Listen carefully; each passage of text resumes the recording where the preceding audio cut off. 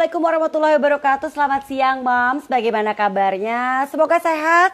Semoga juga masih semangat di rumah aja. Kalaupun mesti melakukan aktivitas, sebaiknya kita kembali mengingatkan, jangan lupa untuk memperhatikan protokol kesehatan yang telah ditetapkan. Jaga jarak, pakai masker, rajin-rajin cuci tangan, pakai hand sanitizer. Itu penting untuk kita lakukan. Kembali lagi kita ketemu di live Instagram Mother and Baby Indonesia. Dan hari ini kita akan membahas tentang Promil 101. Nah, kita akan membahas tentang program hamil.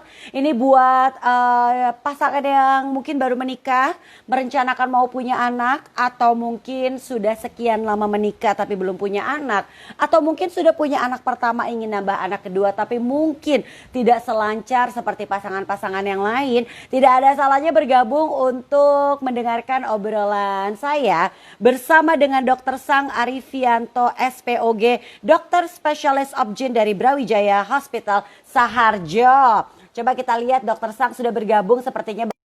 Dan juga yang pastinya kalau Moms punya pertanyaan boleh ditinggalkan di kolom komen. Nanti akan langsung dijawab oleh Dokter Sang berkaitan dengan tema kita Promil 101. Hai Dokter Sang, kita berjumpa lagi. Halo Mbak Enggi, apa kabar? Baik, Dokter Sang sehat ya dokter? Sehat, super sekali hari ini. Oke. Super sekali, luar biasa. Nah, Dokter Sang, ini kita kembali lagi melanjutkan obrolan kita yang terputus mengenai Promil 101 karena ini banyak sekali pertanyaan dari para moms yang masuk berkaitan tentang program hamil. Mungkin kita yang harus tahu dulu pertama-tama nih, Dokter Sang, definisi infertilitas dan penyebabnya tuh apa sih, Dokter? Oke, jadi memang infertilitas atau sekarang kita berikan istilah sebenarnya akhir-akhir kita berikan namanya subfertilitas gitu ya. Istilahnya subfertilitas adalah ketidakmampuan suatu pasangan untuk mendapatkan kelahiran hidup setelah 12 bulan menikah gitu dengan hubungan seksual tanpa kontrasepsi, dengan catatan bahwa ini adalah pasangan di usia subur gitu. Nah, kalau usia pasangan wanitanya di atas 35 tahun itu definisinya kita potong itu sampai hanya 6 bulan saja. Jadi kalau sudah 6 bulan dan tidak dapat menghasilkan keturunan kelahiran hidup itu beri subfertilitas begitu. Nah, idealnya kan memang kalau 75% pasangan usia subur itu 6 bulan pertama sudah bisa hamil begitu. Nah, kalau setelah 1 tahun idealnya 85% pasangan usia subur yang tanpa masalah sudah bisa mendapatkan keturunan begitu ya.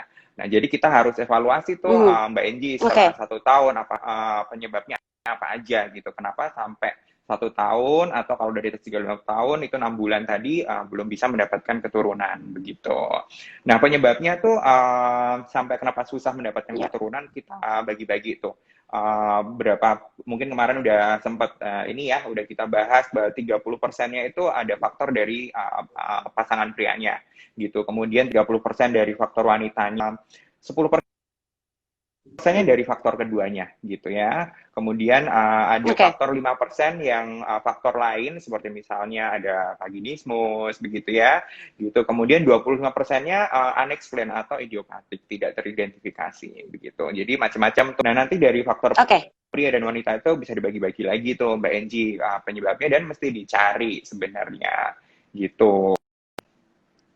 Oke. Nah, dokter, sebenarnya gini, kalau kita memulai kan itu akan sebelum kita memulai program hamil, kita kan juga mengenal, nanti kita juga akan minta penjelasan dari Dokter Sang tentang program-program hamil itu sendiri apa aja sih. Kalau kita tahu kan pokoknya yang paling ujung tuh adalah bayi tabung gitu kan ya. Tapi nanti kan tentunya ada tahapan-tahapan awal dulu yang biasanya dilalui oleh pasangan.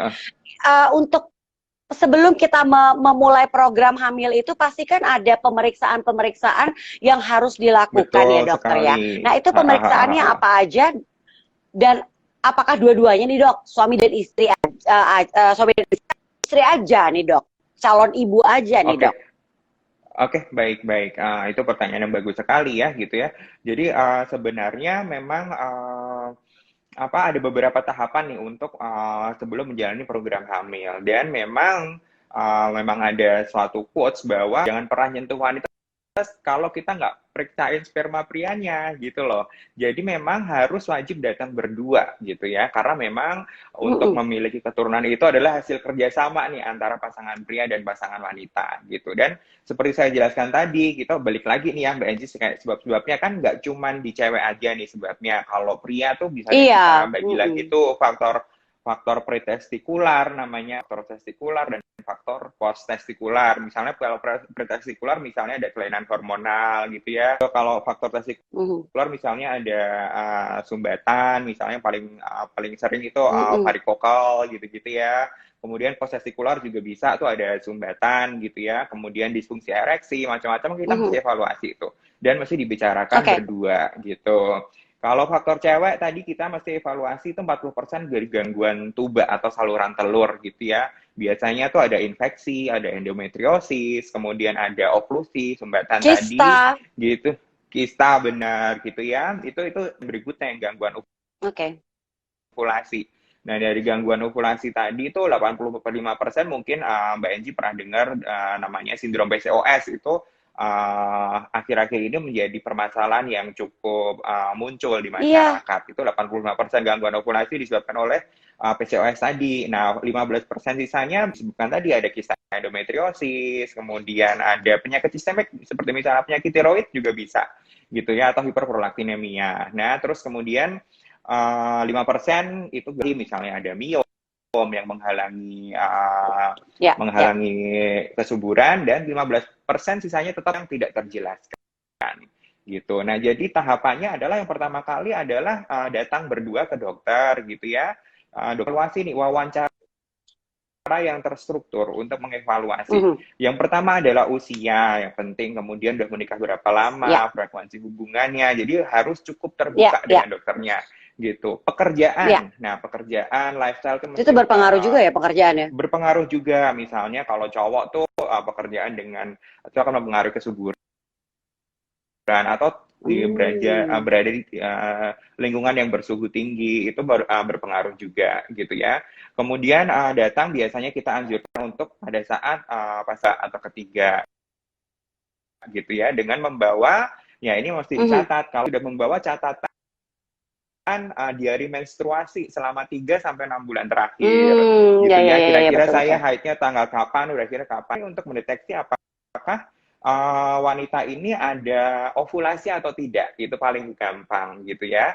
Ada ovulasi atau tidak, artinya telurnya pecah atau enggak gitu ya. Itu paling gampang. Kemudian kalau masih mau diragukan ya kita akan memeriksakan hormon progesteron itu pada fase luteal media kalau yang siklusnya teratur di hari ke-21 sampai hari ke-28 haid gitu. Nah, itu kemudian kalau siklus kita akan pemeriksaannya hari ke-28 sampai 35. Dokter. Jadi gitu. Gimana tuh?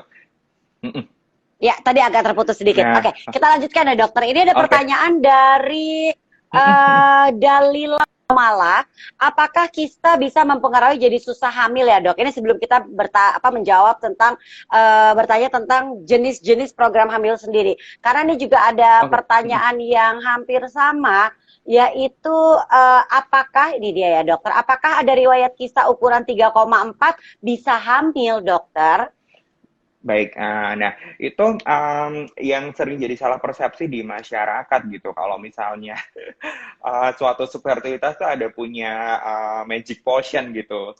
Kalau kasih obat ini sembuh gitu. Ada kista ini bisa hamil atau enggak. Nah, yang pertama dilakukan ya mesti ketemu dengan dokter, karena dokter akan melakukan evaluasi jenis kistanya. Jadi kista itu bukan hanya satu saja ya Mbak Angie, ada berbagai jenis. Yang paling sering yang sekarang menimbulkan gangguan kan kista endometriosis tuh yang menimbulkan gangguan haid dan nyeri haid gitu. Tapi ada lagi dan itu harus dilihat melalui melalui ultrasonografi memang gitu. Ditentukan dulu kira-kira kistanya ke arah mana, baru kita akan melakukan terapinya gitu ya. Gitu Mbak Angie gitu. Ya, saya sendiri punya riwayat kista, tapi ya puji Tuhan alhamdulillah bisa hamil ya dokter ya. Jadi sebenarnya bukan tidak mungkin ya sebenarnya dokter ya. Nah, berarti kalau punya riwayat kista atau ada kalau ada kista, itu yang apakah memang harus diobatin atau disembuhin atau diangkat dulu kistanya, atau bisa menjalankan program hamil itu walaupun ada kista, kondisinya lagi ada kista, Dok? Nah, tergantung ukurannya juga ya Mbak Enji gitu ya. Beberapa kalau kita Oke, oke, oke. ukurannya kecil gitu ya, kurang dari 6 Mm-mm. cm gitu, tidak perlu Mm. diangkat gitu ya, tidak perlu diangkat. Beberapa kista obatnya adalah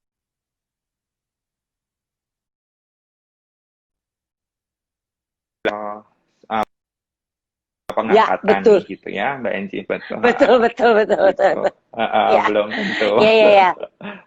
Iya, benar, benar, benar. Iya, ada beberapa. Saya ingat sekali waktu itu, waktu saya pertama kali punya kisah, dokter cuma bilang nanti kalau kamu menikah, langsung hamil, langsung punya anak ya, biar beres kisahnya katanya gitu. Walaupun itu masih ada kemungkinan muncul lagi, tapi ini beda bahasan lagi. Nah, sekarang kalau ngomongin soal promil nih dokter, ada berapa macam sih program hamil itu sendiri, Dok, yang bisa dijalani oleh pasangan di saat ingin mendapatkan momongan?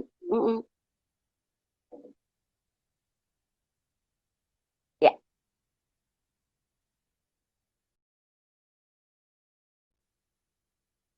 dokter,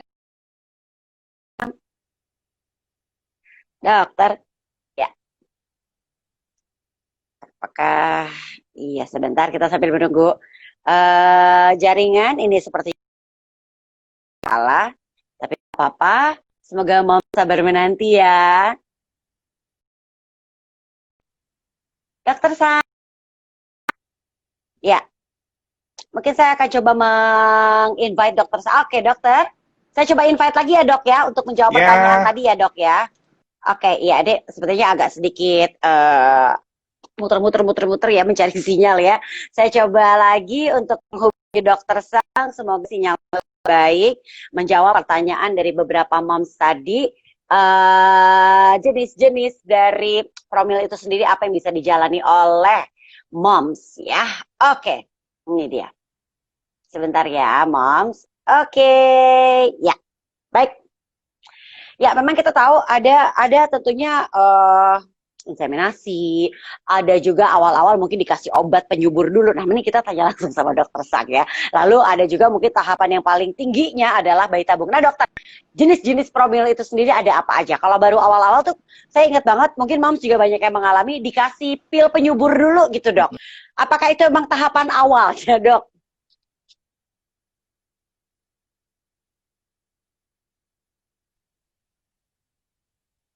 Dokter.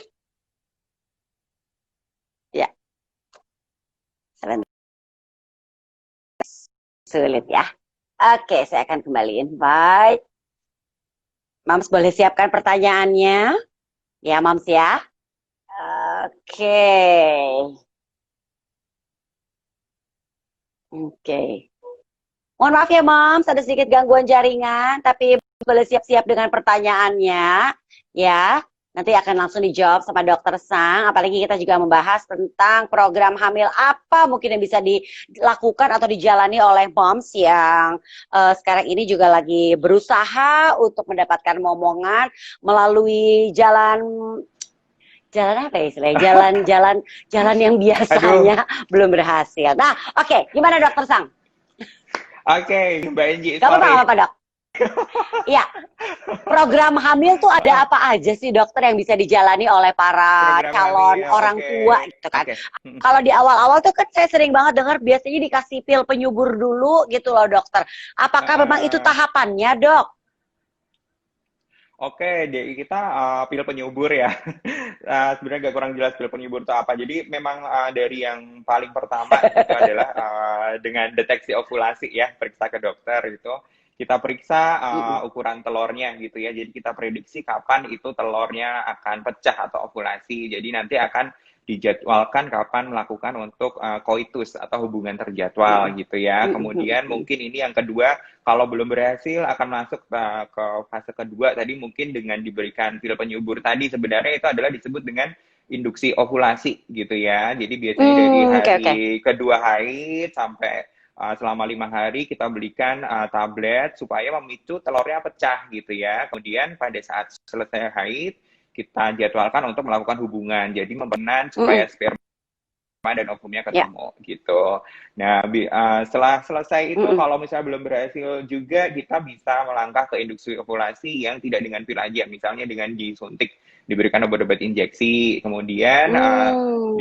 tetap lakukan koitus terjadwal, kemudian melangkah ke berikutnya Ya. sampai kepada apabila ditemukan faktor-faktor sperma yang menghalangi pertemuan antara sperma dan ovum, kita lakukan inseminasi sampai kepada yang terakhir adalah bayi tabung atau IVF begitu. Mhm. Jadi bisa dilakukan bertahap, Itu ya tergantung terakhirnya tuh jadi sebenarnya ujungnya bayi tabung ya dokter ya. bayi tabung betul Mbak Enji. Dan yang paling penting sebenarnya adalah mengevaluasi penyebabnya apa gitu ya. Jadi jangan dianggap bahwa program hamil itu punya satu magic potion ramuan kalau di ini pasti hamil. Karena fertilitas adalah Ya ya ya diagnosa ya. besar dan kita masih mencari Ya ya gitu ya. ya Betul. penyebabnya. Kasih dulu Ya. gitu Oke. Mbak Enji. Oke, ini ada pertanyaan dari, saya akan bacakan dari Independen. Mbak Ijin dan Baik. Dokter Sang, kalau promil untuk yang usianya sudah di atas 35 tahun gimana ya? Mungkin apa nih sebaiknya nih anjuran dari Dokter Sang nih? Oke. Di atas 35 tahun sebenarnya yang kita deteksi tadi kan pertama ada ovulasi atau enggak tadi ya. Kemudian kita periksa cadangan ovarium gitu. Mungkin Mm-mm, beberapa mams di mm-mm. sini udah pernah program hamil, diperiksa anti Mullerian hormon gitu ya. Kita lihat hasilnya itu ada klasifikasinya. Seberapa banyak telur yang masih bisa diproduksi gitu. Kemudian Ya. kita lakukan USG ya untuk melihat berapa banyak kiraan gitu. Nah, memang Mm-mm. kalau usia 35 tahun gitu biasanya AMH-nya udah cukup dah gitu ya anti hormonnya. Jadi memang dianjurkan agak lebih agresif misalnya langsung dengan inseminasi gitu. Ternyata faktor spermanya masih baik-baik saja gitu. Tapi kalau ternyata faktor sperma ada gangguan juga ya kita mesti potong kompak gitu ya, boleh langsung untuk bayi tabung begitu. Jadi memang Oke, tiap oke, pasien itu adalah tailored gitu ya, gitu Mbak Enji, gitu. oke. Dokter Sang, kita lanjut. Ini pertanyaan yang berikutnya dari, ntar saya bacakan lagi. Tapi kalau tuba tersumbat, kalau apakah harus laparoskopi atau bayi tabung? Dan kira-kira biayanya berapa ya dok? Itu range-nya itu dari Aldila Intan 25 Oke, pertanyaannya. baik. Oke. Biasanya disebut tersumbatnya suatu tuba itu ada macam-macam penyebabnya gitu ya. Kalau misalnya membengkak biasanya kan disebut Ya, ya, ya. hydrosalping gitu ya. Kalau hydrosalping memang kita coba dulu Ya. pengobatan. Apabila penyebabnya infeksi tentu akan mengalami perbaikan Mbak itu ya. Jadi masih bisa dilakukan dengan Mhm. cara-cara yang sedikit moderat. Tapi kalau sudah dicoba untuk laparoskopi, kanalisasi tuba dan ternyata tidak bisa, ya mau nggak mau kita harus melangkah ke bayi tabung begitu. Mengenai kisaran biayanya, nah Hmm. itu tergantung kepada Dari rumah sakitnya pasien beda-beda ya. khususnya. Betul. Kemudian ada kalau mau bayi tabung kita tentu akan melasi ovarium ya, namanya stimulasi ovarium, di mana indung telurnya distimulasi supaya memproduksi lebih dari satu telur yang matang gitu. Nah, Mm-mm. stimulasinya Mm-mm. ini ada berbagai jenis, ada yang mulai dari siklus yang pendek sampai kepada yang panjang. Nah, semakin panjang siklus tentu saja obat-obatan yang dipakai lebih banyak gitu ya. Jadi tiap pasien ini nanti responnya dinilai responnya Ya. apakah dia termasuk yang poor responder atau yang baik gitu, Mbak Enji. Nah, betul dari rumah sakit beda-beda dan tadi Oke, oke, protokolnya apa yang mau dipakai, itu akan mempengaruhi harganya begitu, gitu. oke, Uh, oke. Dok, kita lanjut tidak pertanyaan dari salah satu moms yang boleh, ada di boleh, boleh. Ngawi. Pertanyaan dari Ocean. Pertanyaannya adalah kalau umur 40 tahun itu masih diperbolehkan hamil nggak sih dokter? Jadi sebenarnya nggak ada aturan baku nih boleh hamil atau nggak hamil gitu karena beberapa pasangan Ya, pasien gitu ada yang 43 tahun baru hamil karena memang mereka merencanakan untuk hamil di usia masih bisa ya? tersebut begitu ya. Masih bisa. Masih bisa gitu ya. Memang dari secara teori di atas 35 tahun kehamilan ini memang harus dipantau karena banyak komplikasi yang akan terjadi ketika kehamilan itu terjadi di atas usia 5 tahun. Jadi boleh atau nggak Hmm, bolehnya boleh, tapi dengan catatan bahwa boleh. harus terpantau dengan baik gitu. Karena komplikasinya tentu akan berbahaya bukan cuma untuk Ya, ya betul betul bayinya, betul. tapi untuk ibunya begitu. Iya gitu Mbak Oh, Enji. lebih ke ibunya ya, dokter ya. Kalau usianya Iya, mungkin sudah lebih matang gitu ya, dokter ya, untuk iya, berencana memiliki momongan ya. betul. Ada berbagai penyakit Oke, sistemik yang dok, munculnya kan, pertanyaan berikutnya, nggak apa-apa dok, lanjut dok. dia Kenapa dok?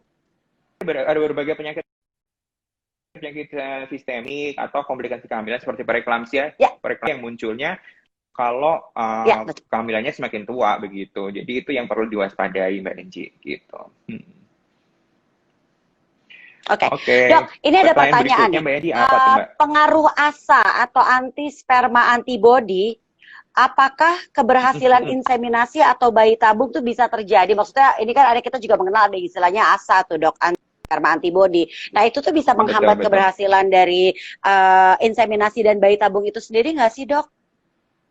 Oke, jadi kita masih jelaskan dulu. Jadi yang namanya ASA itu kan anti sperm auto antibody gitu ya. Ada di mana aja gitu ya. Kalau Mm-mm, cewek itu berada di getah serviks gitu atau di cairan folikel yang ada di mm-mm, telur atau bahkan di cairan darah gitu ya.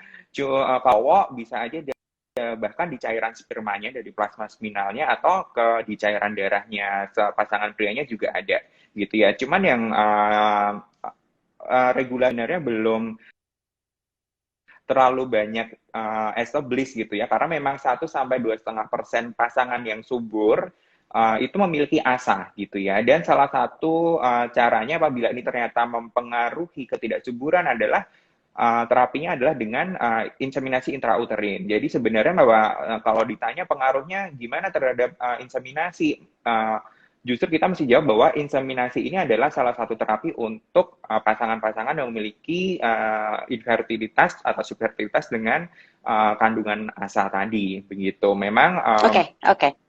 kalau dari Hiveri tidak diwajibkan untuk diperiksa di awal gitu ya, gitu. Tapi kalau Ya, ternyata ini positif, kita wajib sarankan untuk inseminasi atau sampai ke bayi tabung, begitu, Mbak Enci. Gitu. Jadi ASA ini terapinya oke. adalah dengan inseminasi, gitu.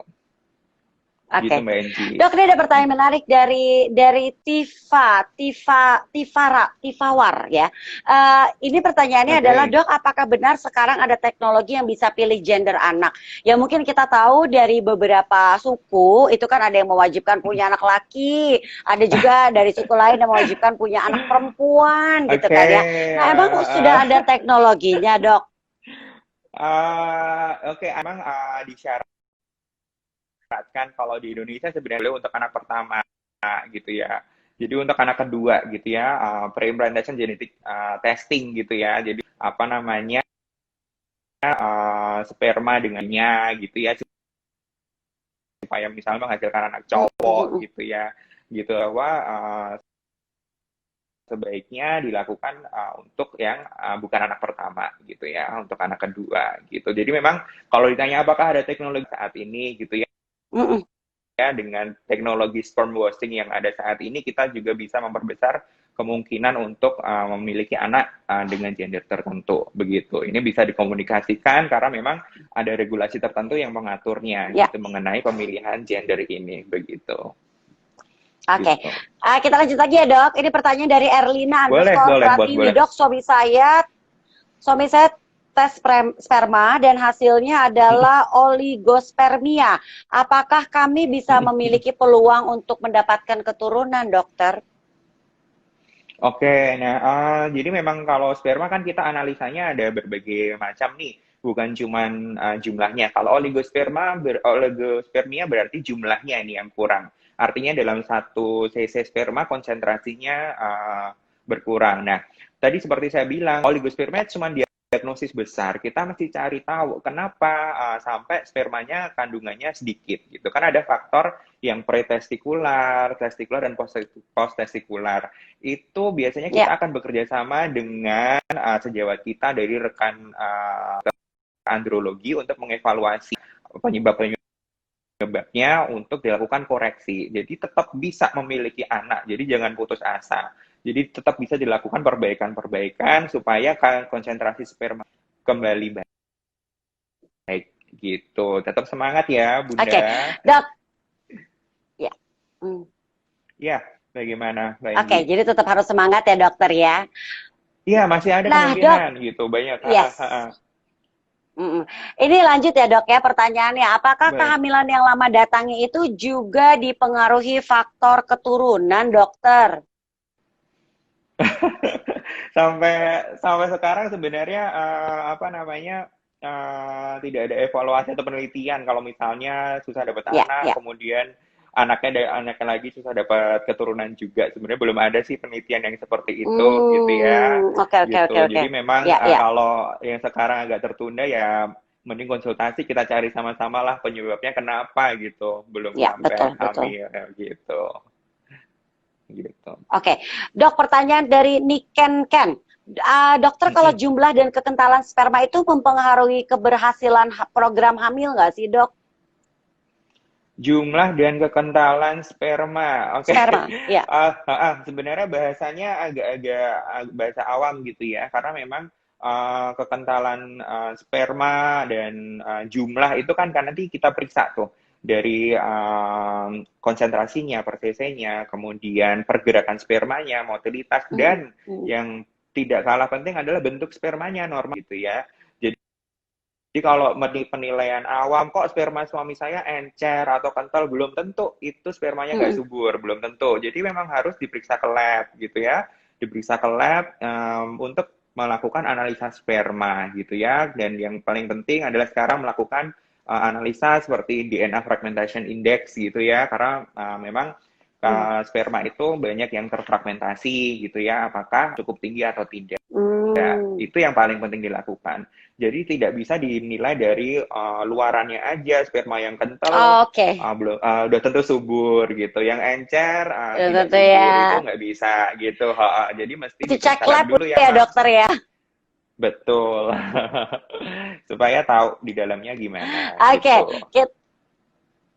ini kita lanjut, ada pertanyaan menarik sekali tentang bayi kembar. Oke, pertanyaannya adalah dari Ucimut. Nah, kalau saya ingin mendapatkan, sebentar ya dokter ya, kalau saya ingin hamil lagi dan pengen anak kembar, gimana ya dok?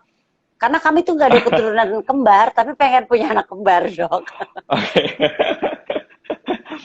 Kalau pengen anak kembar, ya tidak ada tips and trick khusus gitu ya kan, biasanya mams tuh berenanya hubungannya masih posisinya gimana ya dok gitu, atau di hari Berarti apa mesti ya dok, program tidak ada tips hamil and dong, trick ikutan promil dong dok. program.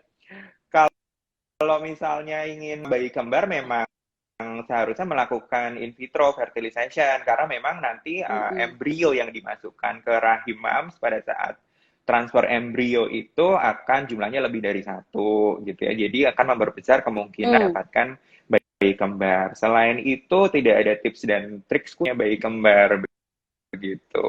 Ya, mohon maaf sekali gitu ya. Mungkin sebaiknya langsung program bayi tabung kali ya dokter ya, kalau ingin mendapatkan Iya, anak kembar ya dok, apalagi tidak ada betul riwayat sekali. kembar. Yang riwayat kembar juga sendiri susah ya dok, belum tentu bisa Belum mendapatkan tentu, keturunan kembar ya betul dok ya. betul. Oke, pertanyaan Betul sekali berikutnya Mbak dari Enggi. Buko. Dok, maaf saya baru gabung. Ya, sebentar. Oke, saya baru gabung. Saya Baik. berencana untuk hamil lagi, tapi dulu saya sesar dan anak pertama saya sekarang 21 bulan. Bagaimana solusi dan pendapat dari dokter ya? Kecepatan nggak? Oke, jadi memang hamil pada bekas sesar dengan jarak itu penyembuh ideal antara 18 sampai 2 bulan gitu. Tapi ya memang kalau dari secara perkembangan psikis gitu, anak itu butuh perhatian tuh sampai usia 3 tahun Ya, ya. gitu ya. Jadi sebaiknya ya dijeda dulu lah 3 sampai 5 tahun baru berikutnya dilakukan rencana untuk hamil. Tapi kalau misalnya Oke. Mams misalnya usianya udah terlalu tua nih dok, saya pengen program ya tidak apa-apa gitu ya. Cepat-cepat. Ya tadi tidak diperhatikan bahwa tadi antara jarak satu sesar dengan sesar berikutnya adalah 18 sampai 24 bulan begitu. Supaya memperbesar kemungkinan kalau Oke. pengen coba lahir normal lagi gitu. Oke. Oke. Tapi kalau dari pandangan financial planner, dok, jangan 3 tahun, nanti bayar sekolahnya repot. Karena nanti 3 tahun, yang satu masuk SMP, satu masuk SMA, nanti dari SMA Oh masuk ya, kuliah benar bayarannya benar bareng, benar. repot dok, katanya gitu. Oke, ini ada pertanyaan menarik juga. Dari Zizi Alidrus. Dok, berapa lama bisa promil setelah dikuret? Lalu promil untuk anak kembar nggak sih dokter? Kebetulan saya kembar dan ingin punya anak kembar. Wah, ini Mom Zizi tuh kembar, Oh, jadi pengen punya anak kembar. Tapi oke oke. kalau habis dikuret itu jaraknya berapa lama untuk bisa promil? Oke, baik. Jadi memang rahim itu Ya, diberikan masa penyembuhan dulu kalau sudah kuret, kira-kira 3 bulan gitu ya, ya, supaya siklus haidnya teratur ya. terlebih Oh, dahulu. oke, Dan 3 bulan ya. penyembuhan, kemudian kita pastikan ada ovulasi atau tidak gitu ya. Kemudian jawabannya dengan bayi kembar yang tadi gitu ya. Kalau apa namanya, Ya, meskipun ada keturunan kembar, tetap aja kalau pengen bayi kembar lagi betul. ya mau nggak mau usahanya adalah dengan dengan masukin dua embrio yang lebih dari satu ke dalam rahim gitu ya. Nggak ada tips and trick khusus gitu. Gitu. Oke, Lucu-lucu ya Mbak Enji ini pertanyaannya. banyak sekali sebenarnya pertanyaannya. Kayaknya kita mesti bikin lanjutan Oke, lagi nih dokter. Tapi saya akan bacakan satu pertanyaan boleh, lagi nih dokter dari Evi boleh, boleh. Febrianti. Maaf saya baru gabung. Boleh. Saya sudah 5 kali keguguran. Apakah saya masih punya peluang untuk bisa punya keturunan sementara usia saya sudah 43? Lalu saya pernah operasi miom. Mungkin sekaligus memberikan saran apa yang harus sebaiknya dilakukan oleh Moms Evi Baik, baik, baik. Febrianti ya dokter. Oke, oke, oke. Baik, kemudian kita masuk ke dalam diagnosa yang namanya recurrent pregnancy loss gitu ya. Jadi kita salah satu yang menjadi trending topik pada saat ini adalah adanya antiphospholipid syndrome pada moms yang menderita recurrent pregnancy loss. Nah, apabila pemeriksaannya ternyata ada kelainan-kelainan seperti yang saya sebutkan tadi, tentu harus dikontrol dulu gitu ya. Tadi antiphospholipid syndrome-nya. Kemudian pernah dikatakan ada pernah melakukan operasi miom, bisa saja recurrent pregnancy Iya, loss-nya iya. tadi gitu. Jadi mesti memang dievaluasi, Mams, itu penyebabnya apa? Karena kalau nanti program hamil nih udah Ya, buru-buru mau sampai bayi tabung macam-macam, penyebabnya tidak disembuhkan ya sama aja tidak akan bisa berlangsung dengan baik lagi gitu. So, kita evaluasi dulu tuh cadangan ovariumnya masih berapa gitu ya, masih pada kadar yang baik atau tidak gitu ya. Nah itu akan menentukan presentase presentase keberhasilannya untuk program hamil. Itu Mbak Enji gitu. Rasa tipsnya itu sih yang tadi ya, segera melakukan oke, evaluasi oke, apa penyebabnya dan segera oke. diterapi begitu. Betul. Betul. Dokter Sang, kita tutup obrolan kita dengan tips sukses dari Dokter Sang untuk para pejuang promil. Karena saya tahu di sana banyak sekali di luar yang moms yang lagi menyaksikan calon Betul. moms yang berharap sekali bisa mendapatkan momongan, lagi menjalankan program hamil. Nah, tipsnya untuk bisa sukses apa nih dokter? Oke, baik. Tips yang pertama adalah komunikasi yang baik ini antara pasangan dengan antar suami istri dengan dokternya gitu ya. Tentu kan dokter harus melakukan evaluasi. Kira-kira seberapa besar keberhasilan untuk hamil gitu ya. Kebanyakan pasangan itu salah meletakkan ekspektasi gitu ya. Biasanya ekspektasinya tinggi sekali gitu kan. Sementara dari evaluasinya Ya. tidak sebesar itu persentasenya. Itu perlu dikomunikasikan gitu ya. Apakah akan menjalani program hamil lebih lanjut gitu. Karena memang yang kedua adalah saling menyemangati antara pasangan ya, baik dari sang suami dan istri. Karena program hamil itu bukan sesuatu yang pendek gitu ya. Kadang kita harus untuk diagnosis aja butuh jalan yang panjang. Ibunya mesti dilakukan misalnya yang paling nggak enak dievaluasi itu gitu ya. Itu kan agak ngilu, sakit. Terus itu kalau suaminya mesti suportif gitu ya, gitu. Terus Ya, ya, ya. belum lagi kalau harus disuntik hormon. Tuh. Dan yang ketiga jangan saling nyalahkan gitu ya. Kalau ternyata ketahuan yang cowok atau yang cewek, udah kita pikirin kalau kata Bu Tejo kan solutif aja gitu ya. gitu. Nah, terus Ya, ya, ya. kemudian coba komunikasi sama keluarga yang lain. Biasanya keluarga itu yang apa supaya support atau dukungan karena memang program hamil itu bukan sesuatu yang mudah begitu ya. Kemudian yang terang doa ya gitu ya. Banyak sekali yang pasangan-pasangan yang Yes, betul sekali kita dokter. nilai kemungkinannya kecil tapi ternyata malah berhasil gitu ya. Jadi memang Betul, doa betul, itu betul. penting juga gitu Mbak Enci. Betul. Itu Dan aja berusaha tips dari untuk saya rileks ya, gitu. walaupun susah, pasti saya tahu susah sekali untuk bisa rileks, Benar. tapi mungkin dengan biasanya tuh dengan rileks tuh kan kita tidak stres tuh biasanya kemungkinan Betul keberhasilannya juga lebih sekali. keberhasilannya juga lebih gede ya Betul dokter ya. sekali, betul. Walaupun gak gampang tahu sih. Oke, Dokter Sang, terima kasih banyak atas waktunya. Terima kasih udah dia digangguin buat live Instagram bareng Mother and Baby. Nanti kapan-kapan kita lanjut lagi karena masih banyak pertanyaan yang belum bisa kita jawab di live Oke. Instagram kali ini. Sampai ketemu lagi Dokter San. Sampai ketemu Mbak Angie. Terima kasih banyak. Bye. See you. Dan tentunya terima kasih buat mom semuanya yang sudah menyaksikan live Instagram hari ini. Wow, semoga apa yang kita sampaikan bermanfaat. Dan tentunya semangat buat para pejuang promil. Buat kita akan menyimpan live Instagram hari ini ada di Instagram di IGTV Mother and Baby Indonesia. Jadi nanti boleh dicek, bisa langsung disaksikan ulang dan tentunya nanti kita akan bikin jilid 2 kali ya karena maaf banget masih banyak pertanyaan yang belum bisa kita jawab. Terima kasih banyak Mom sekali lagi. Semangat semuanya, jaga kesehatan. Sampai ketemu lagi. Besok kita kembali lagi di live Instagram dan yang pastinya wassalamualaikum warahmatullahi wabarakatuh. Bye Moms.